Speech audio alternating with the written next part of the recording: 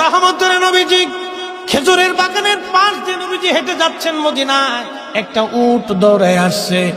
উট এসে আল্লাহর হাবিবের কদম মুবারকের সামনে পড়ে মাথা নিচু করে নবীজির কদমের মধ্যে মুখ লাগায় কাঁদতেছে। উটের জবান খুলে গেল।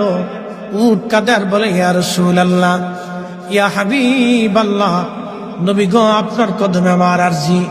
উট কি জন্য তুমি কাঁদো? বলে, ইয়া রাসূলুল্লাহ, আমাকে শুধু মারে, আঘাত করে, কিন্তু খাদ্য দেয় না, কাজ বেশি বেশি করায়।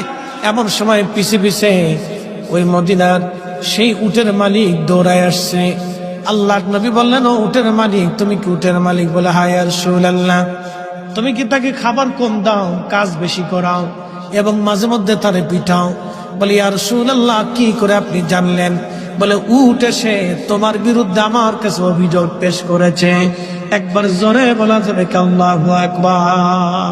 বিশ্ববিখ্যাত আল্লাহর একজন ওলি ছিলেন, তার নাম হযরত মালিক ইবনে দিনার আল ইরাকি আল বসরি রাহমাতুল্লাহ আলাইহি। হযরত মালিক ইবনে দিনার তিনি প্রত্যেক বছরে মক্কায় হজ করার জন্য ইরাকের বসরা থেকে আসতেন। এক বছর তিনি হজে আসলেন, হজ শেষ করলেন। হজ শেষ করার পরে আল্লাহর দরবারে দোয়া করলেন, আল্লাহ, আপনি দয়া করে আমাকে জানান কার হজ হলো, কার হজ হলো না। আপনি দয়া করে আমাকে একটু জানান আল্লাহ। উনি দোয়া করলেন, কান্নাকাটি করলেন, আল্লাহ, এত মানুষ হজে আসলো, কিন্তু দোয়া কবুল হলো কি হলো না জানা নাই।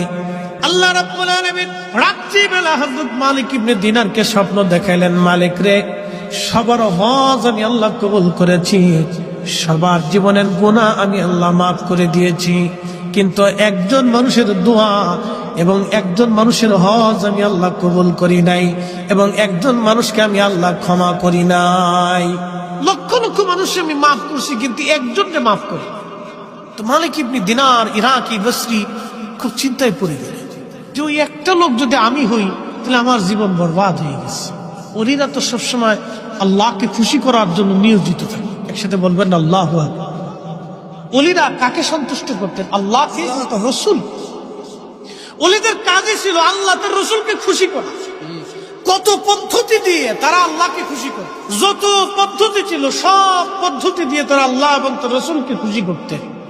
সবসময় তাদের কাজ ছিল আল্লাহ তার রসুলকে খুশি করা। আর আমরা হয়েছি ব্যতিক্রম, আমাদের কাজ হলো খালি শয়তানকে খুশি করা, যার কারণে